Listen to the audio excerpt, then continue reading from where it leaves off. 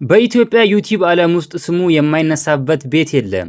በሳቅ የሚገሉን ቪዲዮዎቹ፣ የቤተሰብ ጨዋታዎቹ እና ግልጽነቱ በሚሊዮኖች ዘንዶች ተወዳጅ አድርገውታል።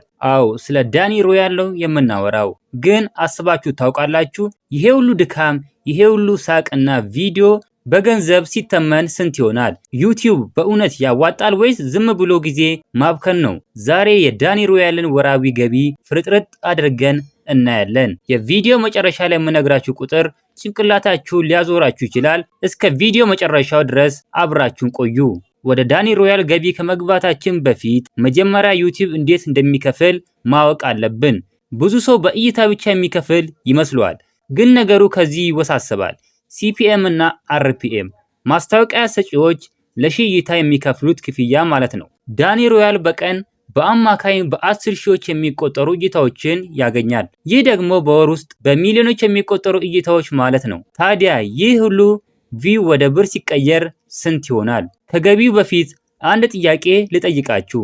እናንተ ዳኒ ሮያልን የምትወዱት በምንድን ነው? በድንገተኛ ስጦታዎቹ ወይስ በቤተሰብ ፕራንኮች ነው? አሁኑኑ ኮሜንት ላይ ጻፉልኝ። ዳኒ ዩቲዩብን ስራዬ ብሎ የያዘ ሰው ነው። ጥራት ያለው ካሜራዎች፣ ኤዲቲንግ እና የፈጠራ ስራዎቹ ላይ ኢንቨስት አድርጓል። ብዙዎች ዩቲዩብ አያዋጣም እያሉ ሲጉረመረሙ፣ እሱ ግን በራሱ ውጤት እያየ ነው። አሁን ወደ ዋናው ጥያቄ እንመለስ። ዳኒ በወር ስንት ያገኛል?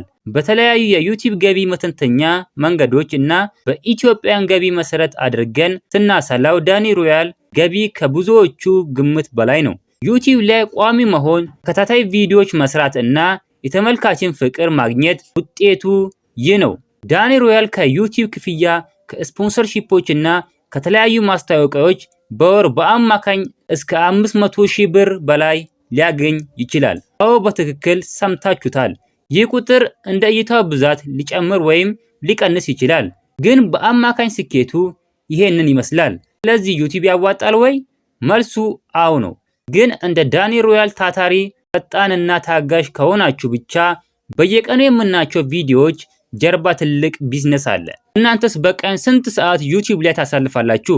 በቀጣይ የማንን ዩቲዩበር ገቢ እንድንመረምር ትፈልጋላችሁ? ኮሜንት ላይ ስሙን ጻፉልኝ።